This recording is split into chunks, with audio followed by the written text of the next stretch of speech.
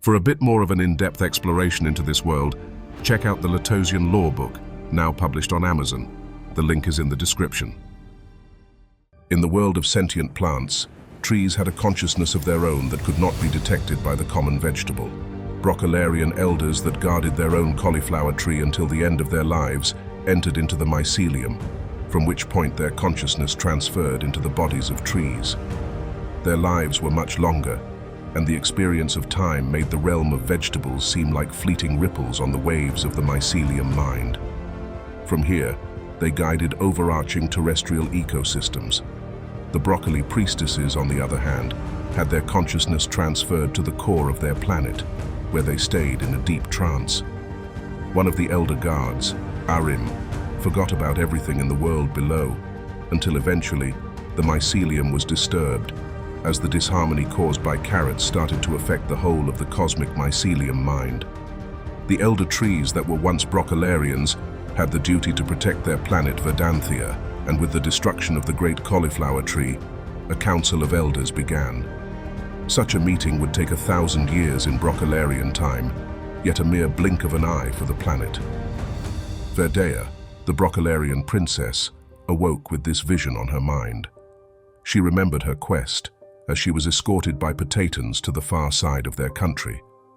As the terrain changed, she eventually felt a dragon-like presence start to make itself known to her.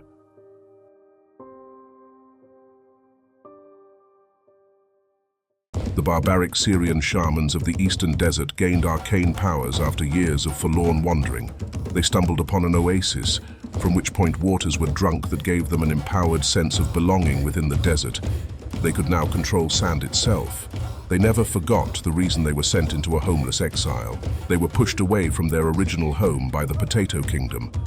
Now the Syrians pursued any Potatans that traveled beyond their impenetrable cave walls.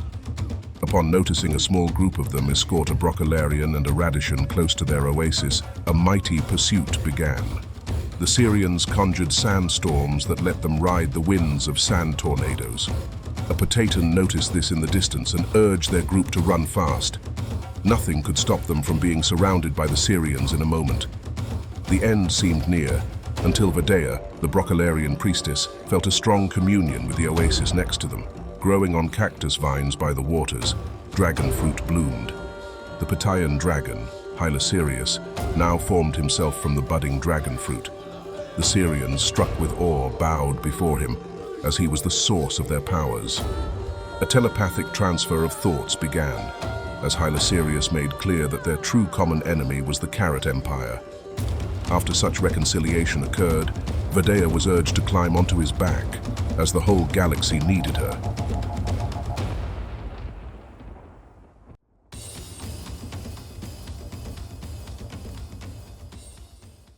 The new broccoli god, Iron Stem, reveled in the immense energy gained from touching the primordial flower of the broccoli empire. He felt the power and wisdom of 1,000 generations of broccolarian gods flow through him. With it came an ability to fuse with organic technological forces. His mind merged with the mycelium powering his ship, and he summoned a bio-holographic projection of his old mentor, Arim. Iron Stem questioned the coordinates of a mysterious planet the ship last visited. Arim somberly responded, "Do not think less of me for what you will see there, dear Vireo. I was foolishly hot-headed once. You will soon learn that amongst the stars, many plant species have entire planets to themselves. I thought less of us for being the guardians of a planet we shared with other plants. I thought our great technology should be used to expand our species into a multi-planetary one, and so I did just that once. However, I found that genetically breeding our kind could only produce males. Without the priestesses, all that could be formed was an army. My shame and regret took hold of me, and I left vast farms of them in a half-conscious state. If fate has indeed made you the heir of this force, you must be careful. Do not let a desire for vengeance destroy you." The broccoli mothership traveled for light years until it made it to the abandoned broccolarian planet. Iron Stem examined the innumerable broccoli farms left over from his mentor. As he considered what to do, he remembered his once great love during his youth. A priestess he was set to marry, As fate had it, Iron Stem lost her during the Great Potato Battles. The loss of all of the priestesses since then emboldened him to make use of this broccoli army awaiting him. He could feel their energy calling out to him. They lived in a dormant state of consciousness, and only he could fully bring them to life. He felt this was his purpose now. He embedded the Broccolarian primordial flower into his suit and touched each broccoli farm with the genetic awareness he was in control of. He saw the multifaceted potential within each soldier he brought to life, enhancing their genetic potential. This army viewed Iron Stem as their creator and soon brought a civilization to mighty heights with his awareness of the pinnacle of biotechnology. He instilled in them a purpose and vision that the carrot and potato empires were their sworn enemies. After enough time, ships were raised and countless warriors of all kinds were bred. It would take years for such a fleet to get to Verdanthia, but Iron Stem felt sure Radix would not see it coming.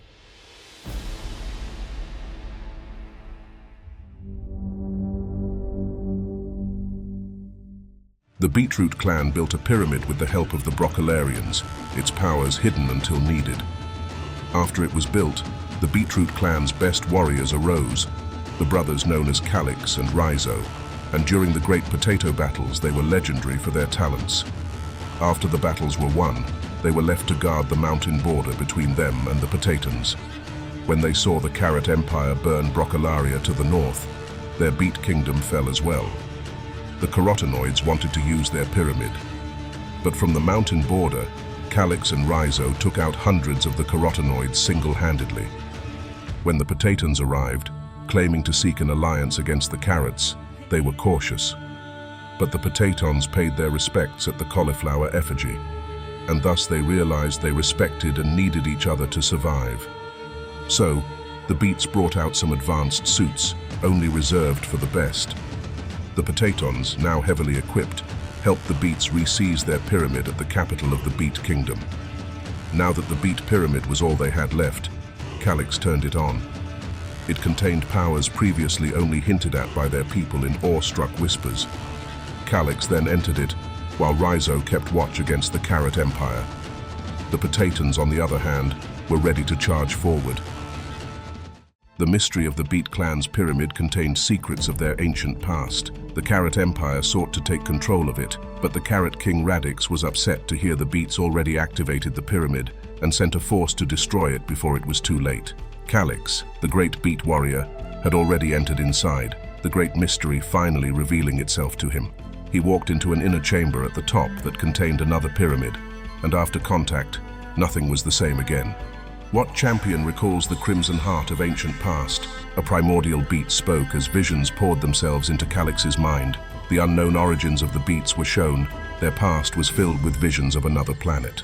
Calix felt the forgotten nostalgia of this home world, as if he always knew it existed. He felt this wise Beet knew all and responded, "Broccolaria falls, the carrots rise, the pyramid is all but destroyed, we are lost." The wise Beet understood and said, "If you choose, you may return home, discover the truth of your origins, and find a way to aid this flailing planet. But you will never be the same."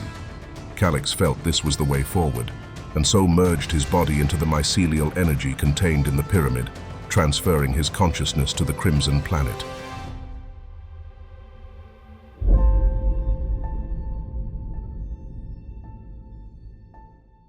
The Pinecone tribe, known as the Silvans, became a serious threat to the Carrot Empire.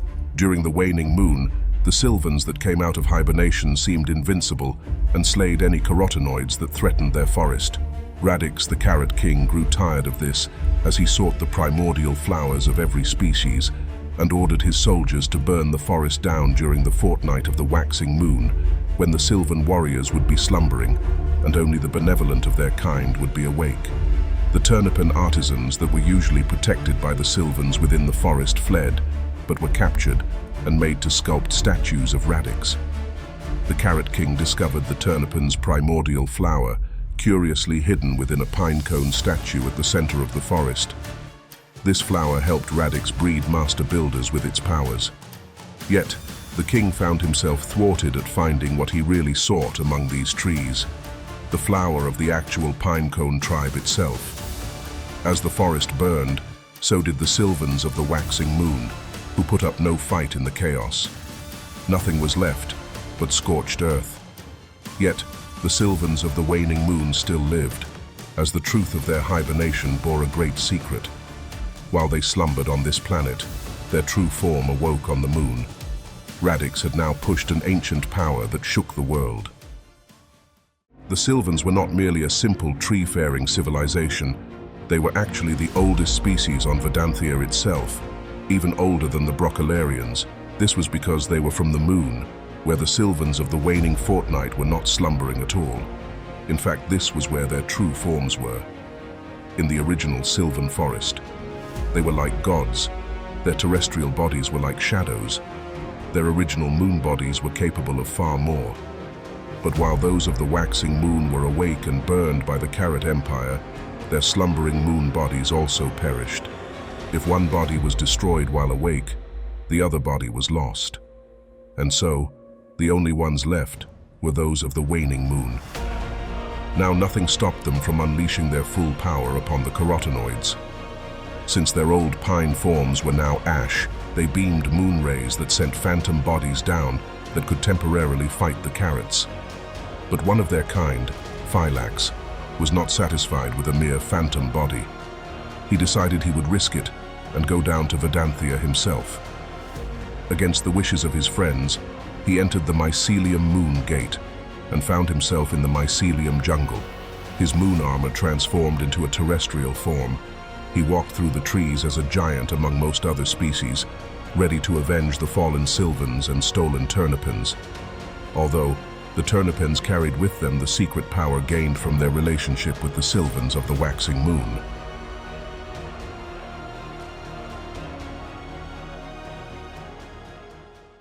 The Eggplant sorcerers once ruled the world of sentient plants during the Second Age. This aubergine clan used nightshade magic to summon the undead from the nether mycelium realms.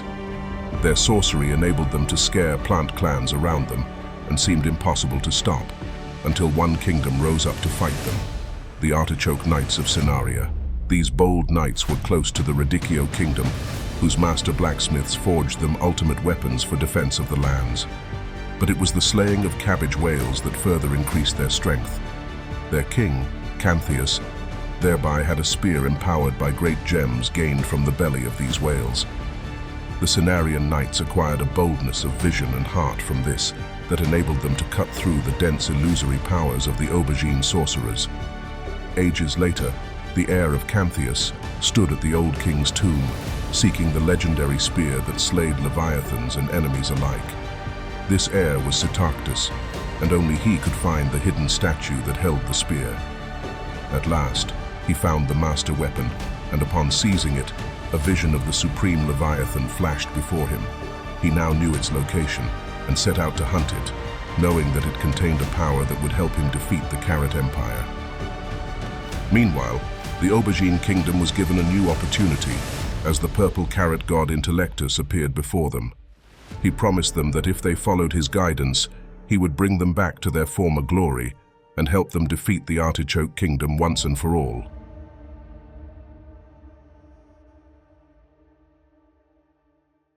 The resurrection of the carrot gods was no easy feat.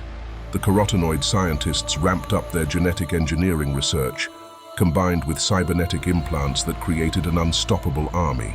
The genetic powers of the primordial flower were harnessed to recreate the fallen carrot gods. Only this time they were under the full control of the Carrot King Radix himself, as they were born with chip implants that made it impossible to betray the king. The collected primordial flowers were locked away in a highly defended cyber fortress. Brocolarium was transformed into the carotenoid capital. The new carrot gods were able to maintain rulership over the world, but as time went on, Radix feared one thing above all else: his telepathic twin brother Intellectus, whom he had imprisoned underground. Eventually, Radix went to check on him and discovered that Intellectus had escaped. The telepathic carrot god had found shelter and a chance at retribution with none other than the Aubergine clan, the Eggplant sorcerers themselves, who viewed Intellectus as their new leader. The Potato clan charged forward into the territory of the Carrot Empire, ready to reclaim their glory days by defeating the new threat to the world. They were emboldened by the technology given to them by the beets, and thus were fearless in the face of the new carrot army before them. The potatoes blasted many carotenoid soldiers in every direction as a battle of complete chaos ensued. The carrots didn't see this coming and were overwhelmed as the potatoes kept charging into their territory. The potatoes were normally fierce warriors, so the new tech gave them enormous confidence. However, they didn't realize just how much the carotenoids had begun building their army with an unchecked use of genetic and technological research. Soon, the potatoes were face to face with new carrot gods, which made a sure victory seem far away. Both sides held their ground, and while some of the new carrot gods fell, great potato warriors were lost as well. The last potato captain finally instructed a scout to reopen the old tunnels and bring back this new technology to the entire tribe, with the hope that the potato empire would be avenged. And so, as the potatoes fought until the bitter end, one of their kind found an old cavern and set out to rekindle the powers of the subterranean potato empire.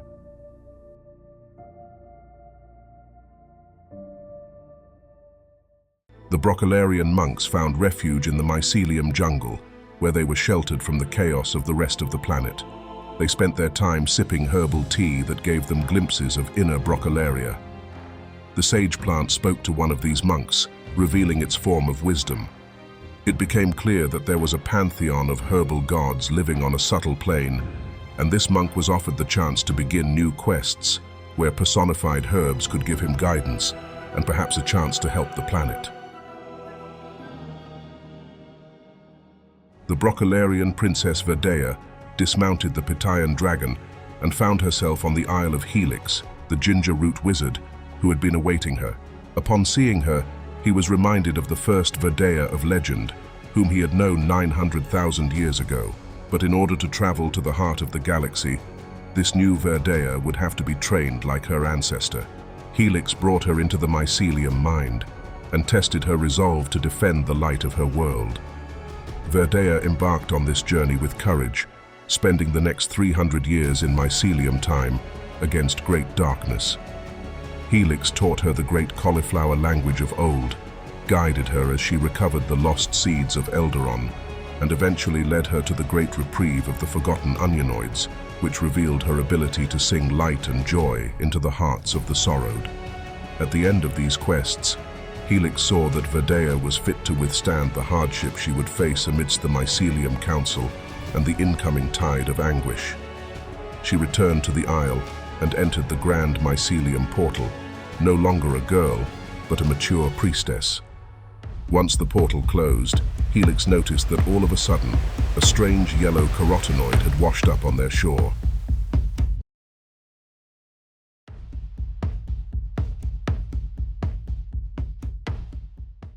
The Radishan bards told tales of the great dramas of sentient plants since the days of the first playwrights, Radiana Rosalba and Radley Radishmere. Radiana had visions of the first cosmic dramas in the mycelium mind, and Radley was the original Radishan to go out on adventures personally. From the moment the first Cenarian ships set out to go cabbage whale hunting to the first sightings of ginger root wizards, Radley witnessed epic moments that he turned into timeless tales. Ages later, a new Radley Radishmere was born, named after the first, and he was eager to follow in the footsteps of his namesake. It was by happenstance that he wound up in the mycelium jungle the very day Verdea came to seek the Mycorian villagers. Seizing the opportunity, Radley accompanied Verdea through the jungle and into the Potatan desert, composing songs all along the way. Now that they had jumped on the back of the Pitayan dragon, Radley put together a tune that was sung much later as such. Carrots burn the tree, oh no. Iron stem is off to seek a new morrow. A quest begins, the portal's key. With Princess Verdea, the galaxy's plea. On the dragon high-low Sirius we ride, to enter the mycelium and turn the tide. We'll turn the tide. If you would like to help this sentient plant galaxy grow to epic proportions, there are some options to consider in the link in the description. Thanks for watching.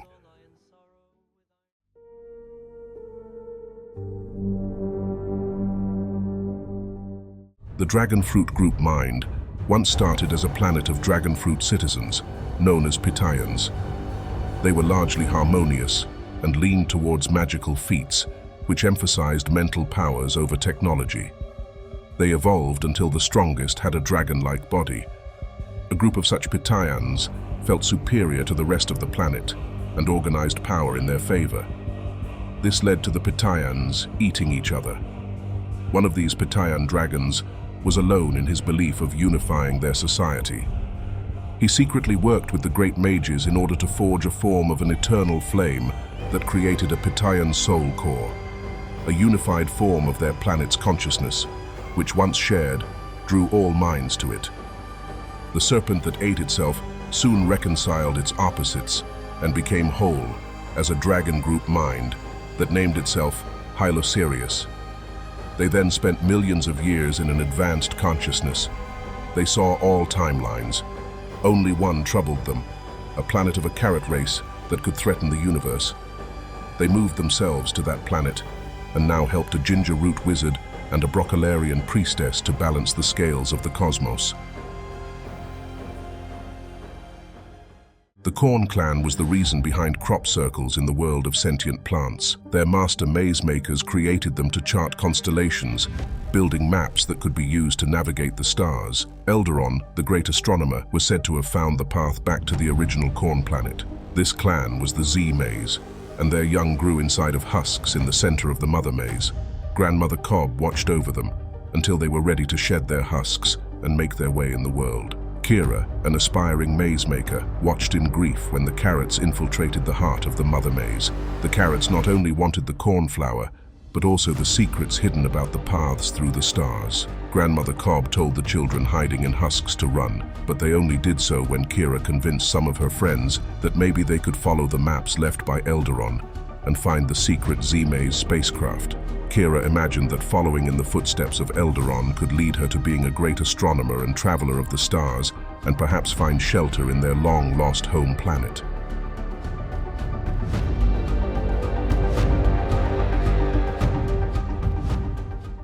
The radish and turnip clans found great joy upon wishing on dandelions. What they didn't know was that their wishes sent a mycorian flying across the sky on dandelion seed pods, piloting their wishes to a new destination. Each wish began a race between mycorians, who aimed to be the first to grant the wish they had taken on. The fuel for their engines was the joy put into the wish that sent them off. The greater the joy, the faster they flew. This delighted the mycorians, who made it to the mycelium nexus, a place where wishes could be delivered across the world. The radishans and turnipans were simple and found gratitude for all the little things that came their way, often forgetting that it was their very wishes that came true.